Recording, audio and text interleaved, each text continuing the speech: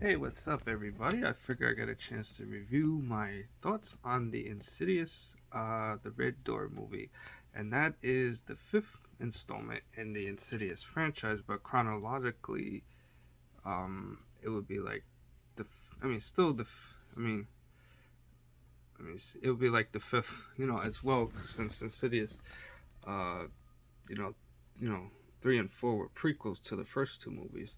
So this time around, it takes place 10 years after the events of Insidious 2, which now shows a grown-up, Dalton, you know, Lambert, who's heading off, to college, and since the events of the second movie, the relationship with his father has become, strained since, the events, and you have to also recently deal with the passing of Josh's mother, Lorraine, Dalton's grandmother, and I guess Josh's now ex-wife Renee, suggests that Josh take Dalton to college as a way of getting them to bond and fix their strained relationship, and of course, Dalton also ends up remembering his astral projection abilities, and the further which was something that they repressed at the end of the second movie as a way of giving them us a kind of inner peace as the way to kind of move forward rather than having to deal with the trauma of what happened. And Dalton ends up remembering by all the drawings, that he remembers experiencing, you know, from his time, in the further.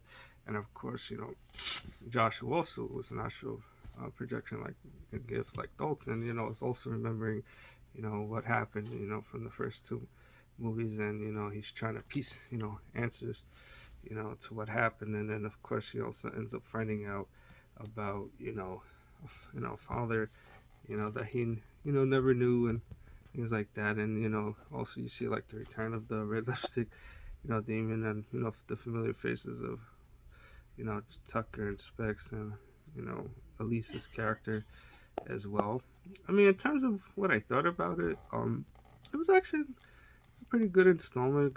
Good to see, how Dalton deals with the trauma from the further as an adult and trying to move forward, with his life. And then you have like Josh is like kind of like a broken man after his divorce and being estranged from his kids while trying to fix that. And I did like the father son aspect of the film, which I thought was pretty great to see. And like I said, it was a decent installment since it's all about characters. Even though there's some jump scares in the movie, even though that's not really what I thought was the whole point of it. But for me, I felt the most important aspect of the story was the father son story of Dalton and Josh trying to fix their their strained relationship while also trying to deal with their trauma from the further and trying to put it behind them once and for all. And the film does a pretty good job trying to provide some kind of closure in the event that they don't do another Insidious movie with the Lambert family. So it was kind of nice to see them back one more time if this is indeed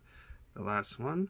And I would say for those that have seen the previous Insidious movies, go check it out to see what the hype is about. And of course, I'll conclude the video by liking and subscribing to the channel, and of course also commenting to see what people thought about it. Okay, everyone, thanks again.